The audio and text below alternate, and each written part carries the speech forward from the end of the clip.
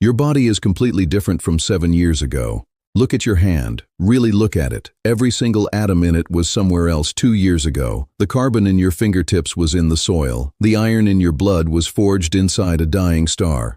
The water keeping your cells alive fell as rain before you were born. You think of your body as you, permanent, fixed, yours. But science says something that should completely change the way you see yourself. Your body is not a thing, it is a process.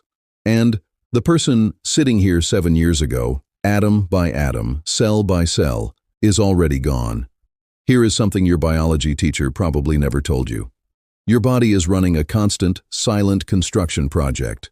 Every second of every day, without your permission, without your awareness, your cells are dying and being replaced. Not some of them, most of them. Let's start with the ones that go fastest. The cells lining the inside of your stomach, the ones being constantly attacked by stomach acid. They last about 5 days. 5 days. Then they are gone. Replaced. The stomach you had last week is not the stomach you have today. Your red blood cells, the ones carrying oxygen through your entire body right now, they survive about 4 months. Then they break apart, get recycled, and new ones take their place. Your skin cells last 2 to 3 weeks. As you sit here watching this, your body is shedding approximately 30,000 skin cells every single hour. The skin you are wearing today is not the skin you were born in. It is not even the skin you had last month. Your taste buds, the ones telling you right now whether something is sweet or salty, they replace themselves every 10 days. Think about that. Every 10 days. A completely fresh set of taste buds. The flavors you experienced as a child were tasted by entirely different cells than the ones in your mouth today. But it gets more interesting when you go deeper into the body. Your liver, one of the hardest working organs you have, filtering your blood, processing everything you eat and drink, completely renews itself roughly every 18 months. Your entire skeleton, the bones that feel like the most permanent part of you, solid and fixed, are being continuously broken down and rebuilt. Old bone cells called osteoclasts dissolve the bone. New cells called osteoblasts lay fresh bone down in their place. Your entire skeleton is replaced approximately every 10 years. Right now, as you watch this, construction crews are tearing down and rebuilding the architecture of your skeleton. You cannot feel it, you are not aware of it, but it is happening, and it is not just your skeleton doing this quietly behind the scenes. Your gut is running one of the most aggressive renewal operations in your entire body. Right now, living inside you are approximately 38 trillion bacteria, more microbial cells than human cells, and that entire ecosystem, your microbiome, is constantly shifting. Every meal you eat, every place you visit, every person you shake hands with, changes it. You are not just one organism. You are a walking, breathing ecosystem.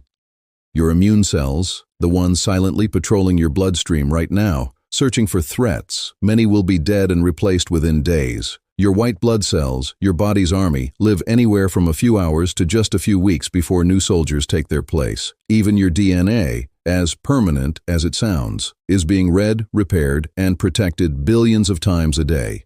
Tiny molecular machines crawl along its strands, fixing damage caused by sunlight, by stress, by the simple act of existing. Your body is not passive. It is furiously, relentlessly working to keep you intact. Your muscle cells last around 15 years. Your fat cells, roughly 8 to 10 years. And so, on average, across all your tissues, across all your organs, the commonly quoted figure of 7 years is remarkably close to the truth. In 7 years, most of you is new, which raises a question that philosophers have been arguing about for thousands of years. If every part of you is replaced, are you still you? But here is where the story gets genuinely strange. Not everything replaces itself. Some parts of you are, and have always been, completely original.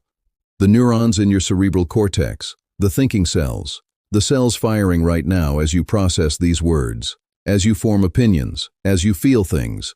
Most of those neurons were formed before you were even born. You have been thinking with the same hardware your entire life. The lens cells in your eyes, the ones focusing light onto your retina right now, formed in the womb. They will be with you until the day you die. They are the original you, unchanged, untouched by the replacement machine running everywhere else in your body. And your heart muscle cells replace so slowly, only about 1% per year, that by the time you reach 70 years old, roughly half of your heart is original. The heart beating in the chest of a 70-year-old has cells that have been beating since before they could walk. So here is the paradox. You are almost entirely new, and yet somehow deeply, permanently ancient. A ship with almost every plank replaced, and yet still, unmistakably, the same ship. The ancient Greeks had a thought experiment for exactly this. It is called the Ship of Theseus. Theseus had a famous ship. Over the years, the ship's planks began to rot. One by one, the Athenians replaced each rotting plank with a new one. After enough time, every single plank had been replaced. Was it still the Ship of Theseus? Now imagine someone collected all the original planks, the rotted ones, and built a second ship from them.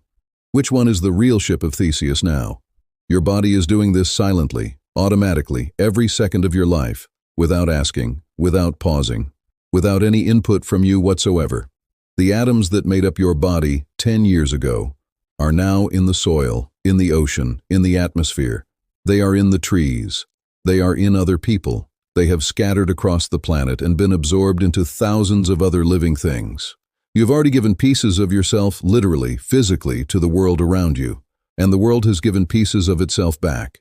You are not separate from your environment. You are temporarily assembled from it, borrowed matter, briefly organized into the shape of you.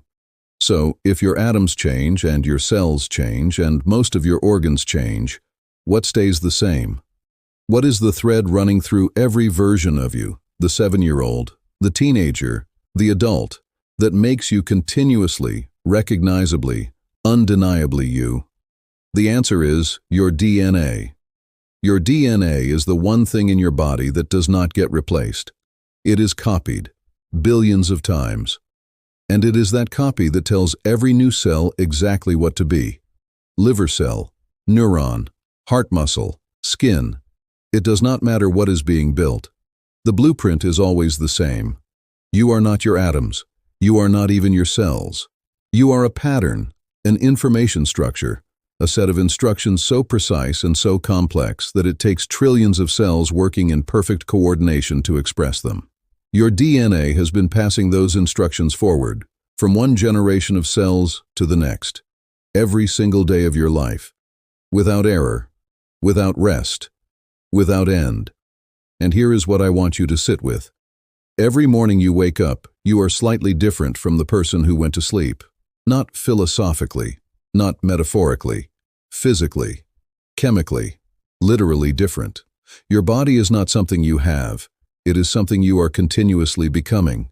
And somewhere in that constant process of renewal, in that endless cycle of destruction and rebuilding, something extraordinary is happening. You are staying you. And nobody, not a single scientist on the planet, fully understands how.